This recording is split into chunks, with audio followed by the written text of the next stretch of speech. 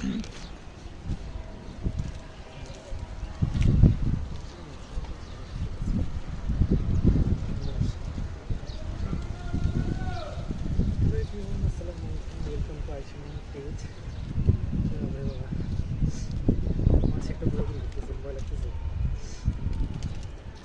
হচ্ছে আমি আপনার সাথে শেয়ার করবো আমার সূর্যমুখী গাছ। এটা আজকে হচ্ছে ফুল ব্লুম নিয়ে আসছে, যেটা বড় ওটা, আর পিছনেরটা হচ্ছে ফুটবে, আর এটাও ফুটবে, দেখুন মৌমাছি বসে গেছে। তো এখানের মধ্যে হচ্ছে এটা পুরো পাতা খুলছে, আর হচ্ছে সব প্রেমগুলো খুলতেছে।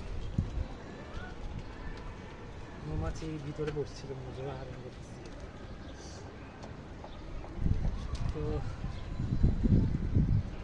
গাছটার নাম হচ্ছে 11:30। তো দেখেন, আচ্ছা এই গাছটাতে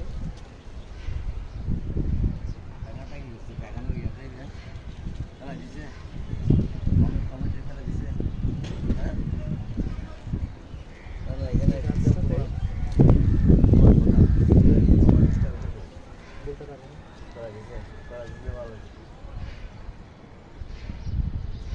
এই গাছে হচ্ছে প্রথমে আমি যেটা মাখছি ওটাতে হচ্ছে পাঁচটা ওইগুলো করছি। ওটা হচ্ছে সার নিতেছি একটা, যেটা হচ্ছে বার্মি কম্পোস্ট সার আর হচ্ছে কেঁচু সার দুটো মিক্স ছিল, ওটাই আমি একটু মিশিয়ে দিচ্ছি। দেন আমি হচ্ছে সিডস লাগিয়েছি, অর্থাৎ বিছিয়ে আমি এখানে রোপণ করছি। যেটা বেশি সাহায্য ছিল, 15টা লাগিয়েছিলাম। 15টার মধ্যে হচ্ছে প্রথমে যেটা ছিল ওটা হলে ওটা মিলিয়ে আল্লাহ জানি এত বড় হয়েছে, ওগুলো সব পাখি খাই ফেলছে। লাস্ট থেকে এটা ছিল, ওটাকে হচ্ছে আমি ফাঁকা একটা বলবো কাটিং দিয়ে ওটা হচ্ছে আমি এটাকে সেভ করছি। আর আস্তে আস্তে এগুলো বড় হচ্ছিলো, তারপরে হচ্ছে আমি ওষুধে দিচ্ছি। এটাই ছিল, বাকিগুলো উঠেনি। তারপরে আবার হচ্ছে সেকেন্ডবারে করি আবার লাগাচ্ছি, দেন আর কিছু কিছু উঠছে সিডস থেকে।